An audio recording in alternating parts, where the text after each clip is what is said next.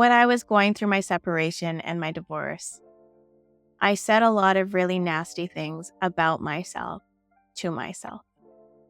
I didn't give myself a lot of grace, and I would often say things like, if you were a better wife, this wouldn't be happening. If you were prettier, this wouldn't happen. If you were skinnier, this wouldn't happen. And I put a lot of blame onto myself, which led to shame, which then led to feeling really, really crappy about myself. And through that journey, those couple of months, I stumbled on a concept called self-compassion. In today's video, we're going to be talking about what self-compassion is and 3 exercises that we can practice every day to start building compassion for ourselves.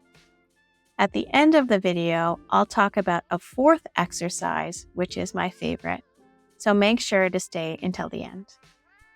Many of the concepts that I'll be talking about today are from Kristin, Neff. I'll be linking her website in the description, and I highly suggest you go out and get her book. It's a great read, and it was a game changer for me in terms of really boosting up self-compassion for myself and also compassion for others. In this book, she talks about the 3 core elements of self-compassion: self-kindness, common humanity, and mindfulness. It's a great book. Highly suggest it. So what is self-compassion?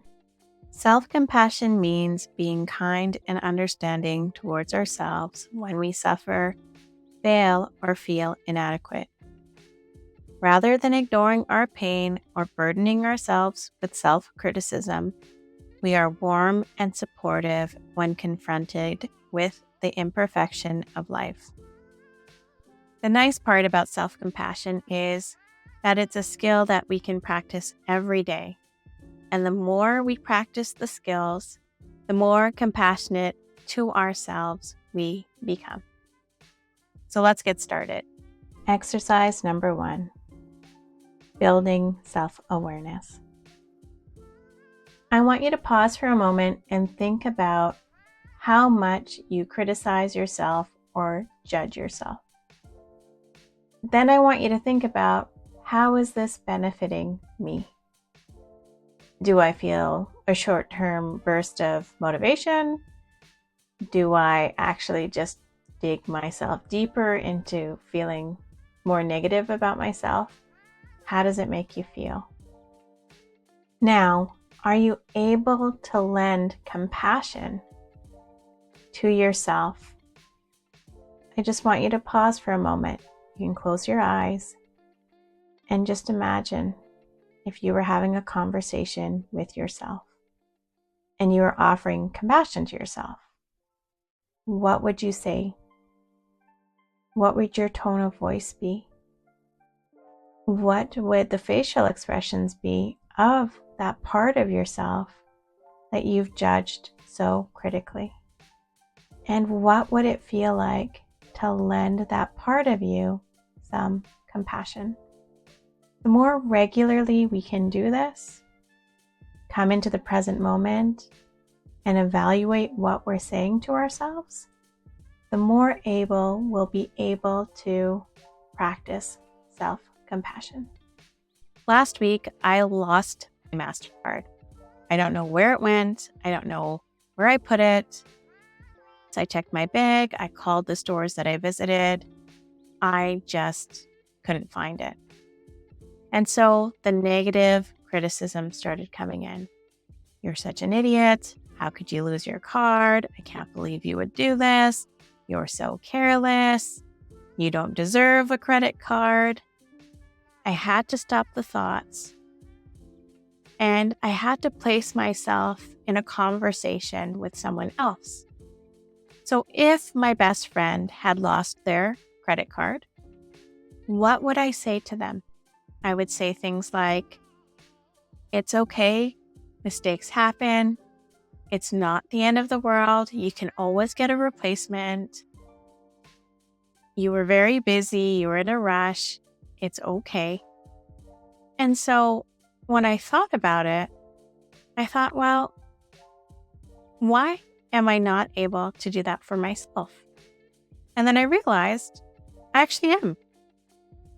So I started to say those things to myself just as I would talk to someone that I love and care about.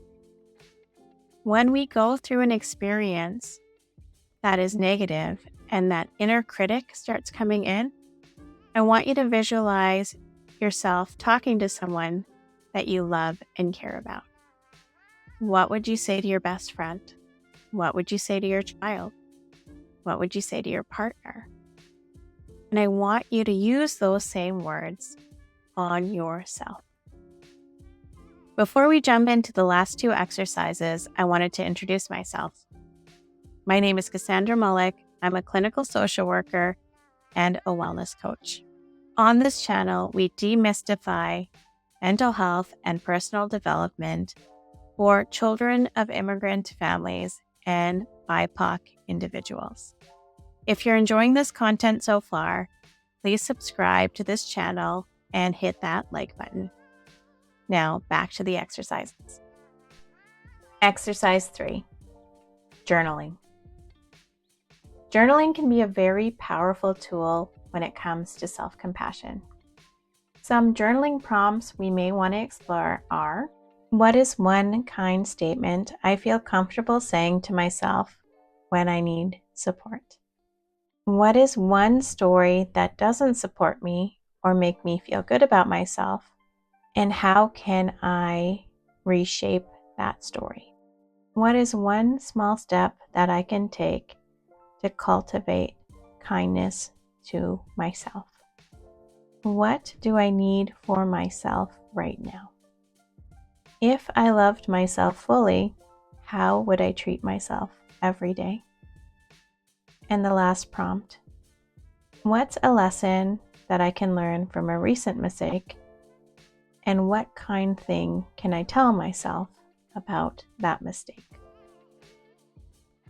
Now we're going to talk about my favorite self-compassion exercise: physical touch.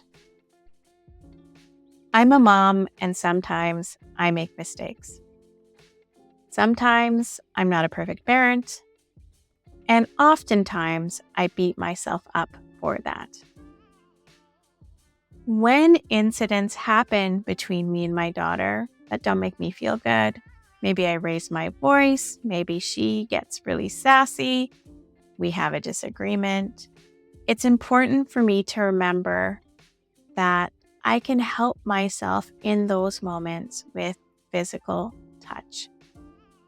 Physical touch releases good chemicals called oxytocin, and it's something that we can do within 60 seconds or less that will help us to regulate our systems.